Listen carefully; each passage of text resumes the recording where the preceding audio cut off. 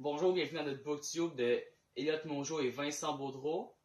Aujourd'hui, on va vous présenter notre livre Gone, qui a été sorti en 2009 de la maison d'édition Pocket Jeunesse, et l'auteur est Michael Grant. C'est un type aventure fantastique. Maintenant, je vous passe pour le résumé. En plein cours d'histoire, Sam et ses amis sont en train de prendre des notes quand tout à coup le professeur disparaît.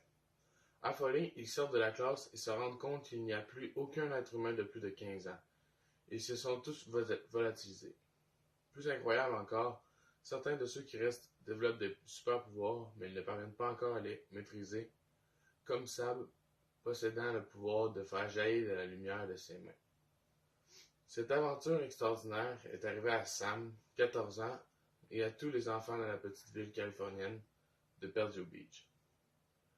Passé la première période de panique, les enfants et adolescents doivent maintenant s'organiser pour survivre, mais une menace les guette, celle de Kane, un autre enfant possédant des pouvoirs de télékinésie, qui les utilise d'une façon inadéquate avec des mauvaises intentions. Qui va s'occuper des bébés, des malades? Comment trouver de la nourriture? Autant de questions vitales à résoudre d'urgence. Sam devient malgré lui l'un des responsables de l'organisation, mais il va devoir affronter d'autres chefs de bande, aux idées beaucoup plus sombres.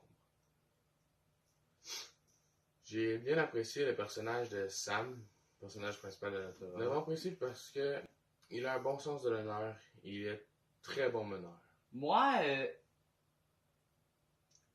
mon personnage que j'ai le plus apprécié, c'est Kane, parce qu'il y a un petit côté caché qui fait qu'on s'attache beaucoup plus à lui. Puis son pouvoir, je l'apprécie beaucoup plus, parce que la télékinésie, je trouve ça plus intéressant que le reste. Maintenant, on va faire une petite appréciation du livre. Nous avons apprécié ce tome de la saga Gone, parce que cela débute rapidement, puis nous sommes immédiatement accrochés par l'action.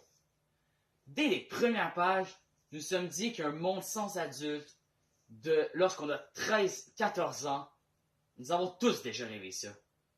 Pourtant, tout de suite après, viennent les questions d'ordre.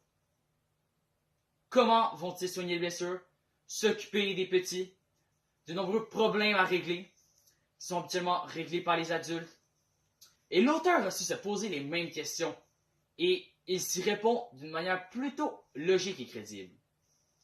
Nous avons trouvé ces jeunes bien courageux. Ils pleurent pas, mais agissent. Il y a aussi bien sûr ceux qui compliquent la situation, mais nous ne vous en dirons pas plus. On a une petite remarque négative sur le roman. C'est cette affreuse page couverture qui gâche totalement la couverture. Ce qui est bien triste parce que c'est un bon livre, puis